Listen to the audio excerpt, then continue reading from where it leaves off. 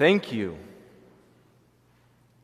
Two very simple words that we hear used so often. And yet we recognize that these two words convey something deep and profoundly Christian. The expression of thanksgiving is mainly what brings you all here today. Not only in the Eucharist, which of course means thanksgiving, which is this perfect expression of thanksgiving, the most perfect that we could ever hope to offer, but also to express thanks and gratitude to you on behalf of the sisters here. Those of you who have come here for Mass, both physically and virtually, are here because you are benefactors of the sisters. To be a benefactor, of course, literally means to make good. That is to say, to make good things happen. A benefactor is one who helps bring about something good, who provides for the needs of others. And so each of you were invited here today so that the sisters might say thank you and express the depths of their gratitude for you, for your prayers, for the various ways in which you support them, your material, financial support, and the many other ways in which you make good here through the sisters. And so it's not only right and just that the sisters call you here today to say thank you,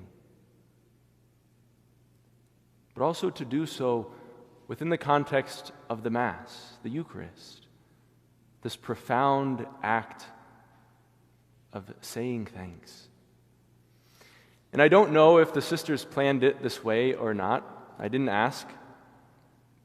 But as the Lord's providence would have it, this weekend is an appropriate time to give thanks to you.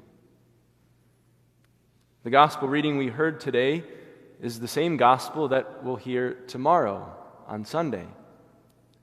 The story of Jesus healing these 10 lepers and of how only one of them, a foreigner, returned to give thanks to him, to thank Jesus for what he had done. And so perhaps the Lord is highlighting for us with this kind of double emphasis, this gospel which we heard today and we'll hear again tomorrow, just how important it is to say thank you. Why the other 9 failed to return and thank Jesus, we don't know. It's left up to our imagination. Perhaps they were ungrateful.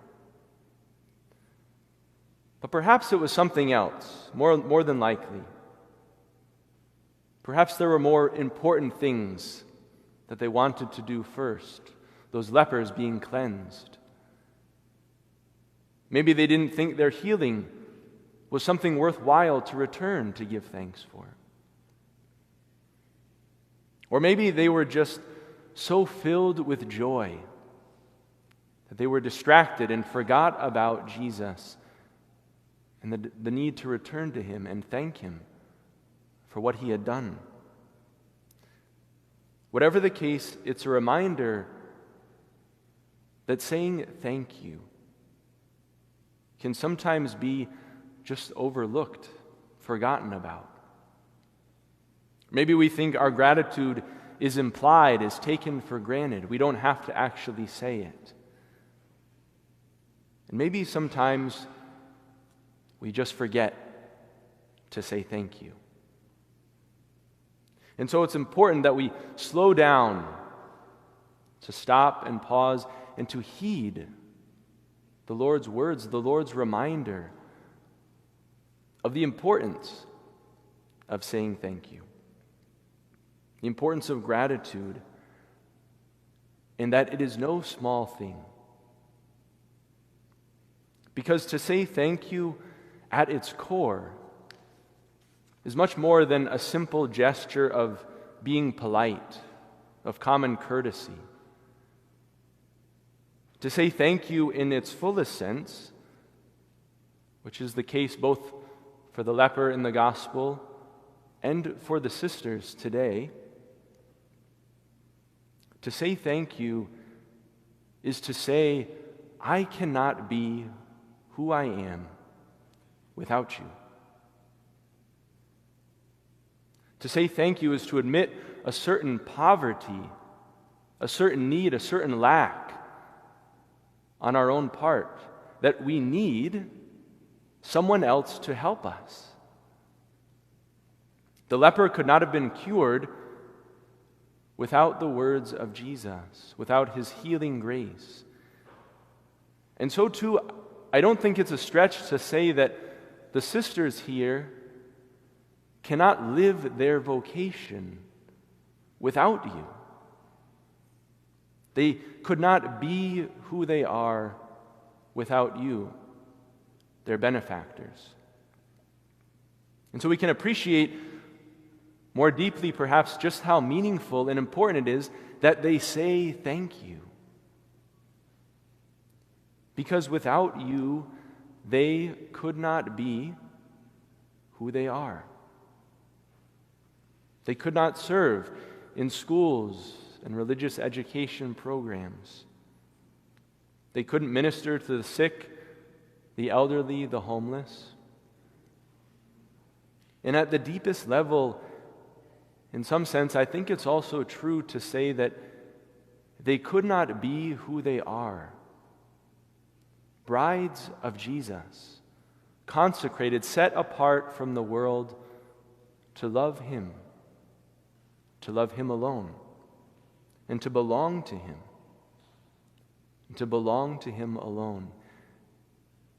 That's something they couldn't do, something they couldn't be without you, without your help, and certainly without your prayers.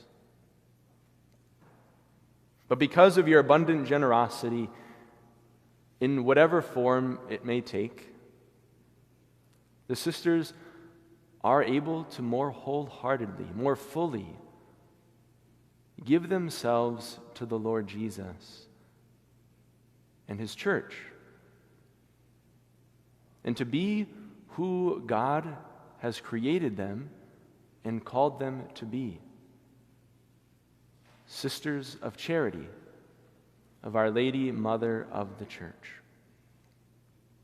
And so, on behalf of the sisters, on behalf of those whom they serve, and on behalf of the church and the members of the church whom they serve as mothers, thank you.